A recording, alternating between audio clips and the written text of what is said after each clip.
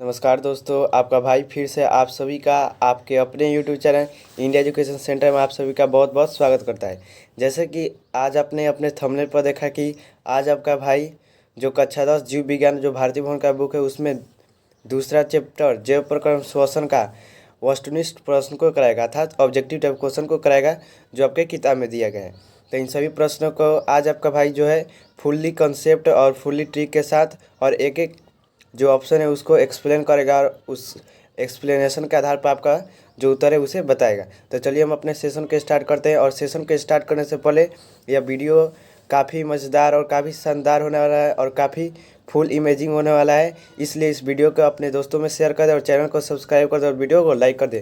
तो चले हम अपने सेशन को स्टार्ट करते हैं। तो देखिए, सबसे पहला हमारा प्रश्न है इसमें सामान्यतः किसका उपयोग कोशिका द्वारा ऊर्जा उत्पादन के लिए होता है। ठीक है, क्वेश्चन पूछा है उसका उत्तर देना है। आपको ऑप्शन पर भरोसा नहीं करना है, पहला बात। दूसरा बात, आपके जो किताब में आंसर दिया है उस पर भी भरोसा नहीं करना है। तीसरा बात कि आपको ऑप्शन देकर किसी भी क्वेश्चन का जवाब नहीं देना है। शॉर्ट देना क्वेश्चन है, फट देना, आपके दिमाग में आंसर आना चाहिए। यानी कि क्वेश्चन का जब आपको ऑप्शन मिलेगा तभी आप उसका उत्तर बताइएगा, न तो न बताइएगा। ऐसा नहीं होना चाहिए। आपको सभी प्रश्नों का उत्तर हमेशा दिमाग में रहना चाहिए, क्योंकि मैंने पूरे सेशन में आपको एक एक बातों को बारीकी से बताया है और पढ़ाया है। इसलिए आपका जो यह प्रश्न है इस प्रश्न का उत्तर आपके दिमाग में पहले से आ गया होगा कि इसका उत्तर क्या होगा। लेकिन यहाँ पर ऑप्शन है तो ऑप्शन के हिसाब से मैं पूरा अच्छा से एक्सप्लेन करता हूँ। तो देखिए, पहला ऑप्शन है एमिनो अम्ल, दूसरा है वसा अम्ल, ग है आपका ग्लूकोज, चौथा है आपका सुक्रोज। तो देखिए, हमने आपको बताया था श्वसन में ऊर्जा का उत्पादन होता है। ऊर्जा का उत्पादन किसके द्वारा होता है जी? तो ऑक्सीकरण के द्वारा होता है। ऑक्सीकरण में किसका ऑक्सीकरण होता है? ग्लूकोज का ऑक्सीकरण होता है। और उसी ग्लूकोज के ऑक्सीकरण के फल से ऊर्जा का उत्पादन होता है, जिससे जीव के अंदर सभी दैनिक जैविक प्रक्रिया संपन्न होती है। तो इसका सही उत्तर क्या होगा? ग्लूकोज होगा। ठीक है, अब देखिए एक ऑब्जेक्टिव यहाँ पर और समझिए। आपातकालीन स्थिति में, मतलब कि जिस स्थिति में आपका ग्लूकोज नहीं होगा उस स्थिति में आप में शरीर में ऊर्जा का निर्माण कैसे होगा? तो उस स्थिति में आपके शरीर में जो प्रोटीन होते हैं, अर्थात जो प्रोटीन टूट कर एमिनो अम्ल में बदलते होते हैं, उसी एमिनो अम्ल से आपका किसका निर्माण होता है? ऊर्जा का निर्माण होता है। तो इस बात को भी याद रखिएगा। अगर ग्लूकोज नहीं होगा, मान के चलिए कि इस चारों ऑप्शन में अगर ग्लूकोज को छाँट कर दूसरा कोई ग्लूकोज की जगह ऑप्शन हो तो तब पूछता है कि आपका ऊर्जा का उत्पादन किससे होगा, तो एमिनो अम्ल मार सकते हैं। ठीक है, अब देखिए, मान कर चले कि आपकी मम्मी रोज़ आपकी पसंद की खाना बनाती थी, रोज़ आप खूब खाते थे मन पसंद का अपना खाना।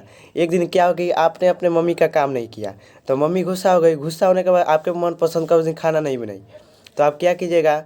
आपको तो भूख लगा है, आपके पास जो आएगा खाना वही ना खाइएगा। उसी प्रकार से होता है, जब शरीर में ग्लूकोज की डिफिशियंसी घट जाती है, उसकी मात्रा घट जाती है, तो उस समय ग्लूकोज आपके शरीर में नहीं होता है, तो उस समय ऊर्जा का निर्माण के लिए किसी न किसी चीज़ की आवश्यकता होगी ना जी।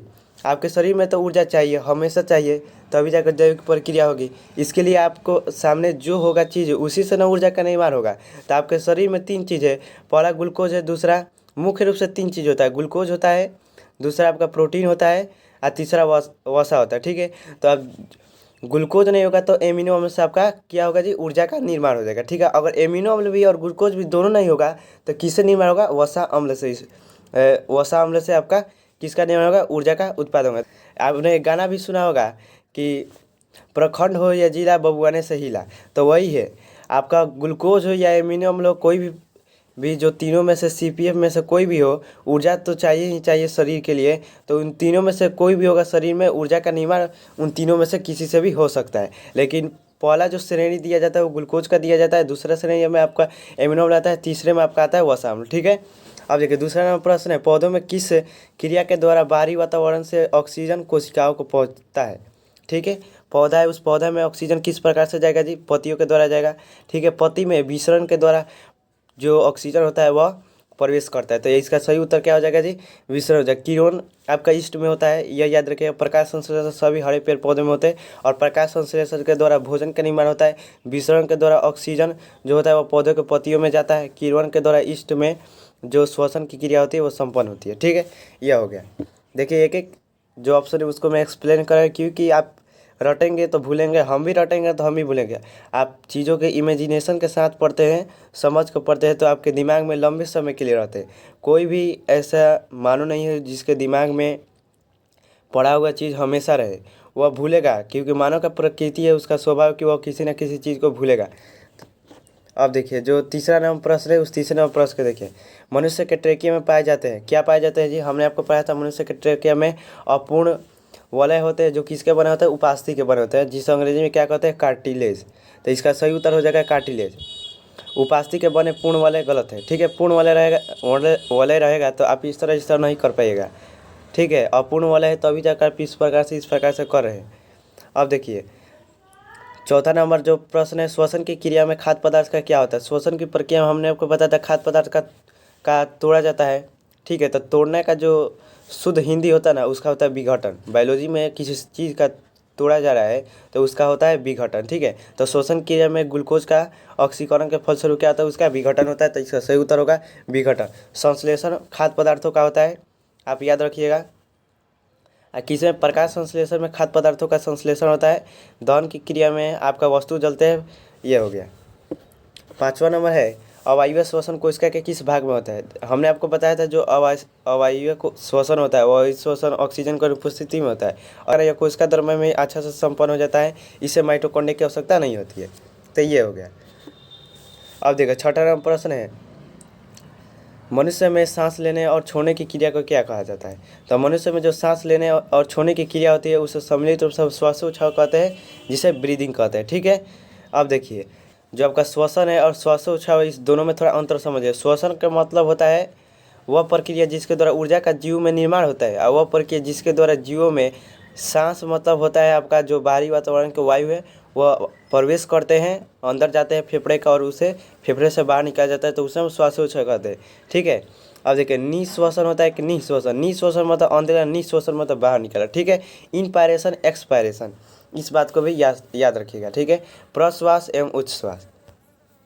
अब देखिए 7 नंबर प्रश्न है, आणविक ऑक्सीजन के उपलब्ध नहीं होने से पाइरूवेट का परिवर्तन जंतुओं में किस यौगिक में होता है?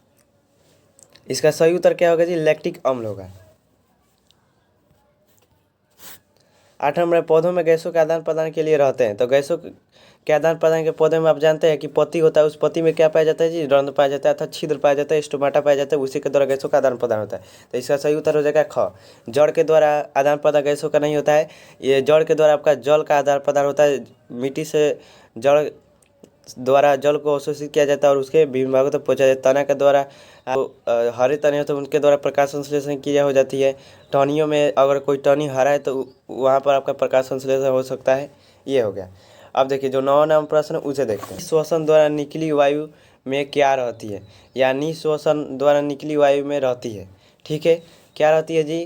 तो आपका कार्बन डाइऑक्साइड रहती है, क्योंकि निश्वसन मतलब होता है अंदर, देखिए नी मतलब होता है अंदर जाना, मतलब इंस्पायरेशन, एक्स मतलब होता है बाहर, इन मतलब अंदर, एक्स मतलब बाहर, ठीक है। इसका अंग्रेजी शब्द को पकड़ेगा। तो एक होता है निश्वसन, एक होता है निश्वसन। निश्वसन मतलब बाहरी वातावरण से आपके जितने भी कार्बन डाइऑक्साइड, ऑक्सीजन, नाइट्रोजन है आपके सभी के सभी अंदर जाएंगे, ठीक है। उसके बाद जो निश्वसन होता है जिसे हम क्या कहते हैं? उच्छ्वास कहते हैं, एक्सपायरेशन कहते हैं, उसमें जो होता है आपका कार्बन डाइऑक्साइड बाहर निकल जाता है। तो वही आपका पूछा है, तो इसका सही उत्तर हो जाएगा कार्बन डाइऑक्साइड। आशा करता हूँ सभी वस्तुनिष्ठ प्रश्न आपके दिमाग में पूरे अच्छे से बैठ गया होगा और सभी बातें आपको समझ में आया होगा। यदि आपको इसका उत्तर अच्छे से समझ में आए तो प्लीज़ वीडियो को लाइक करें, चैनल को सब्सक्राइब करें। तब तक के लिए जय हिंद, जय भारत।